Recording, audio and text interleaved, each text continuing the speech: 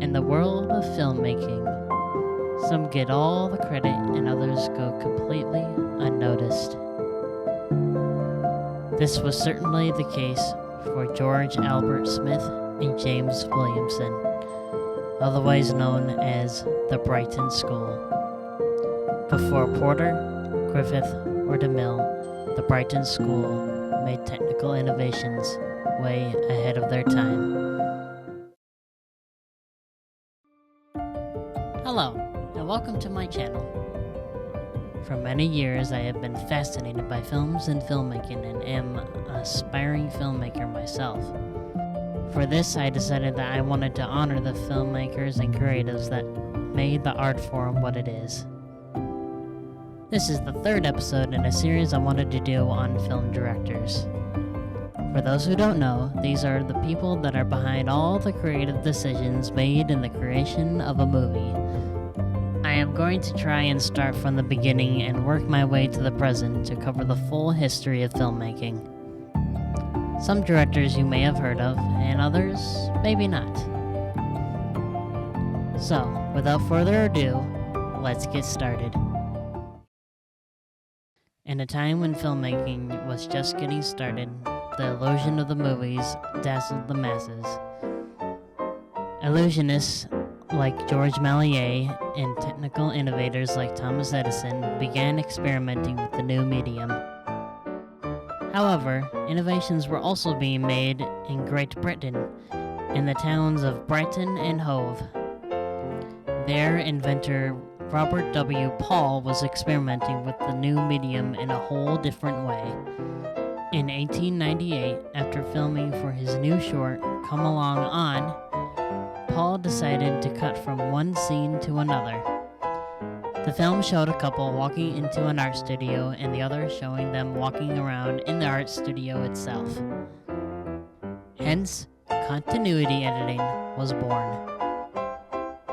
This technique would later be used in every narrative film for the next 120 years. However, a young hypnotist and a chemist shop owner were about to change the game forever. George Albert Smith was born on January 4th, 1864 in Cripplegate, England. His mother ran a boarding school in Brighton after George's father passed away.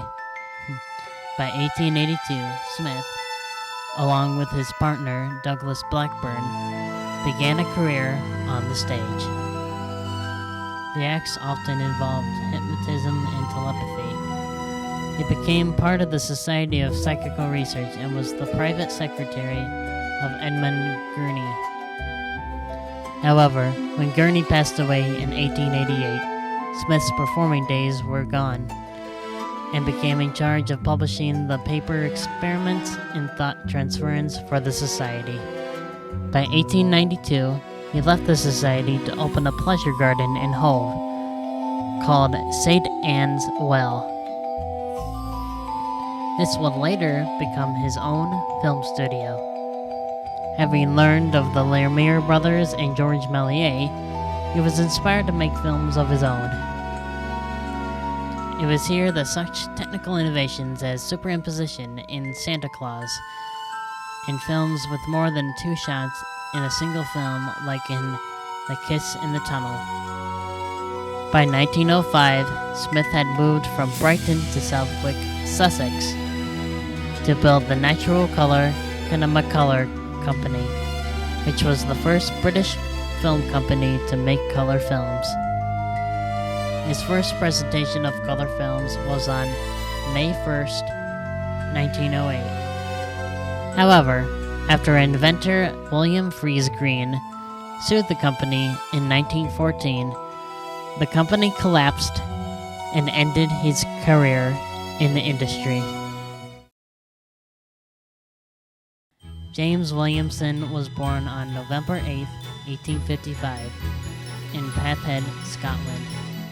He studied chemistry and practiced pharmaceuticals until 1886. He often sold photo supplies. In addition to this, he often practiced photography as a hobby.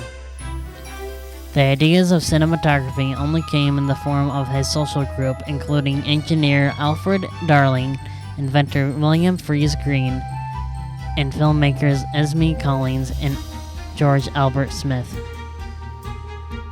It is through this group that Williamson began his filmmaking career in 1897. He invented his first camera with the help of Alfred Darling. It was there he began to experiment with the medium. Having produced some of the first narrative films, he became a pioneer in film editing and narrative filmmaking. One of his most well-known films, Attack on a China Mission, from 1901, was one of the first films to cut between locations for dramatic effect and suspense. Other films like Stop Thief and Fire use the same editing techniques to create excitement, like having the first chase scene in a film. Williamson often used family and friends and even starred in a few himself. He was one of the first filmmakers to depict realism as opposed to fantasy. His films often depicted the hardships of war, such as in The Soldier's Return from 1902. Though his output was never large, he still was able to be innovative for his time. He spent most of his time in the exhibition service. In 1908, he invented and patented a device that would allow projectionists to insert title cards in between shots. In 1909, Williamson shut down production of commercial films completely to pursue educational and documentary filmmaking, which failed in early 1910. The Brighton School is a period of filmmaking that has been largely forgotten by the history books. However, the art of filmmaking would not be the same without them. Whether it be a cut between two scenes or creating tension within a scene, this group of visionaries showed the world what the art of filmmaking could be.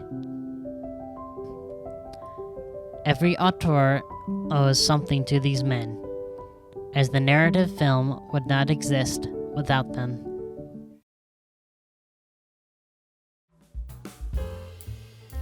Thank you all for watching the video. If you made it this far and you want to see more in the future, I suggest subscribing to the channel. Again, thank you so much for watching, and I will see you later.